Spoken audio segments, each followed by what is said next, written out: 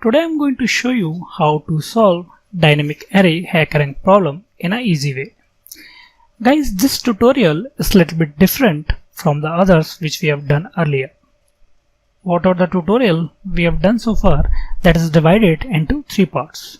First, understanding of the problem. Second, the algorithm behind the problem. And the third is the implementation by using Java.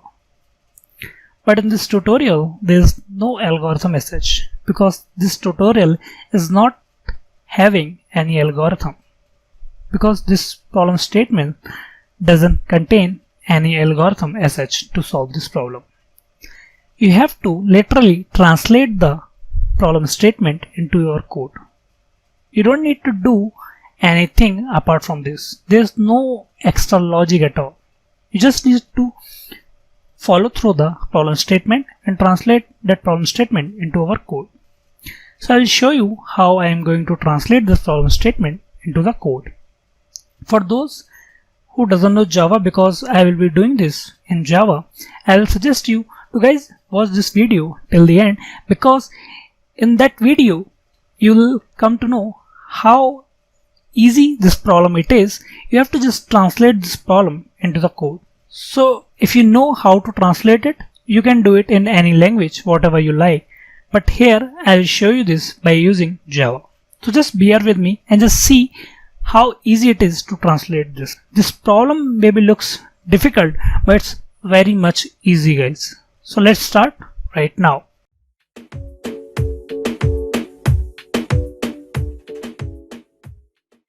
Hey everyone, my name is Kanahaiya Gupta and welcome to my YouTube channel. If you are new to my channel, please don't forget to subscribe and hit the bell icon for more updates. Let's start.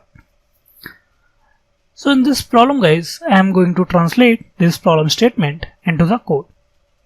As we know, this problem statement is nothing, it's an algorithm which we have to implement in our code.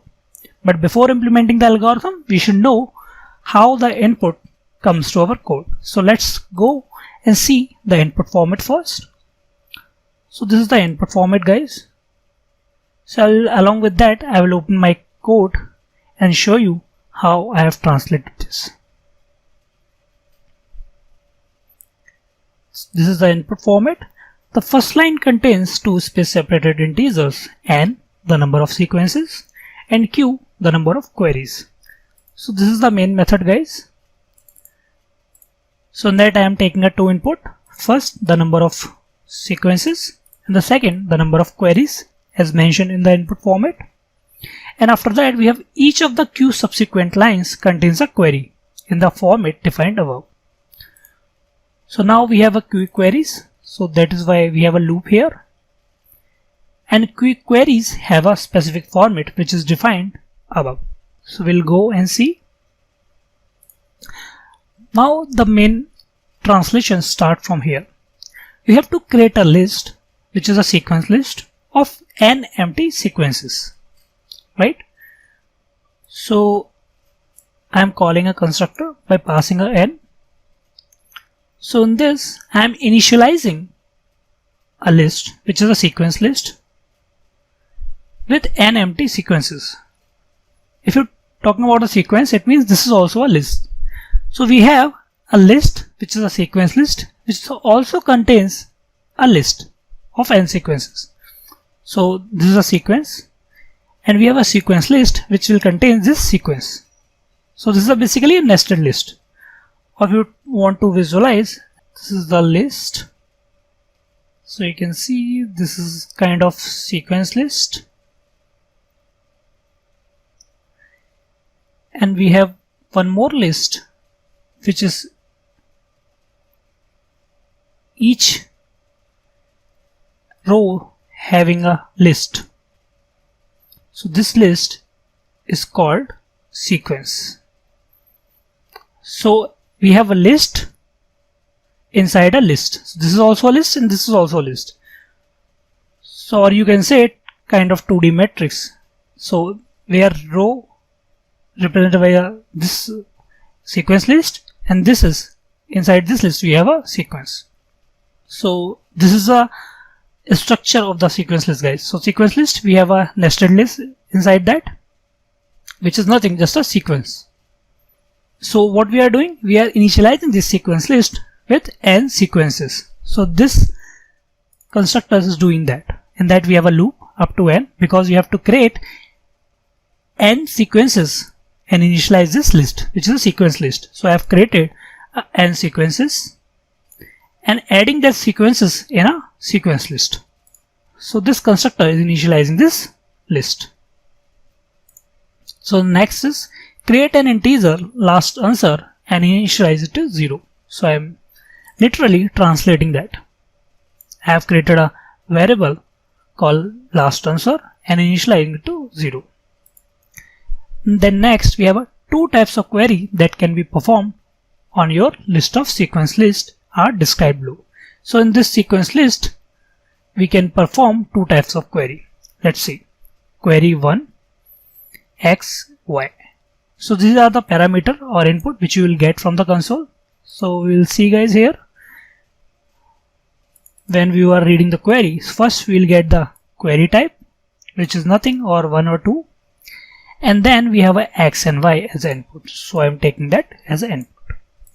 So query, we have only two types of query, either it will be one type or two type. So I have mentioned here, if query type is 1, then we have to perform these operation and append the value. So I am calling a method called append value if query type is 1 and passing x and y and n. And if query type is 2, basically if it is not 1, it means it's 2. So in that case, finally we have to print the value. So I am calling a method print value, and that I am passing this parameter.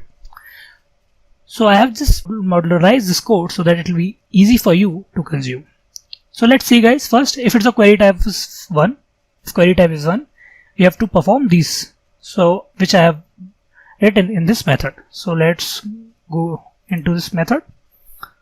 If query type is 1, find the sequence seq, means you have to find this sequence seq at index this. So this is the index guys, so we are calculating the index. This is a literal translation guys, you don't need to apply any logic at all, just copy paste this and use it. So I am getting the row index. What is the row index guys here? Guys, these index, right? Let me go up first. These indexes are the row index, and these indexes I am referring as a column index. Okay guys, so keep this thing in mind and we'll see how we are using it. So get the row index. So I'm using this formula, whatever they mentioned in the problem statement, getting the row index. Find the sequence seq at index this in this list. So from this list I am getting the sequence which is present at this row index. And then append integer y to this sequence. So whatever the sequence you got, you have to append y in that. So here append is nothing, just a add function. We have a add function in the list which will append the data. So I am doing the same which is mentioned here. So this is our first query. So we have done with the first query guys. Okay. So now come to the second query. If query type is second, as we know, if query type is not 1, it means the second, then we are going to perform these steps. So I am going this to this method. So this is the method. We'll see what we have to do. Find the sequence seq at index this. So first I am getting this index, calculating this index, and fetching the sequence from the sequence list. Fetching the sequence from the sequence list. Same thing guys, whatever was mentioned. And then find the value of element y modulo size. What is size here? Size in sequence, where size is the size of sequence. So whatever the sequence you got, that sequence size you have to use. So I am calculating the column index equals to y modulo size, which is the size of the sequence, right? And assign it to last answer. So whatever I'll get from this index, column index, because mention find the value of element y modulo size. So whatever will come, it's a column index, and find the value from the sequence. So we are finding the value from the sequence and assigning it to the last answer Then print the new value of last answer on a new line. So I am printing the value of last answer on a new line. So whatever the question is saying or the problem statement says, and the same thing I just wrote down in my programming language. And the same thing you have to do, guys. So we have done the literal translation, guys. Now we will just try to run this code and see whether it will work or not. So I am just copying the complete class, guys, because I have my own method of taking input and output. I am just going to replace the complete class. So I have removed their template and I have pasted my template. Let's try to run this code.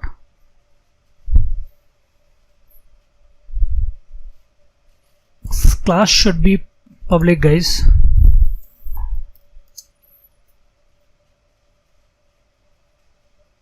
So sample test case got passed. Let me submit this code.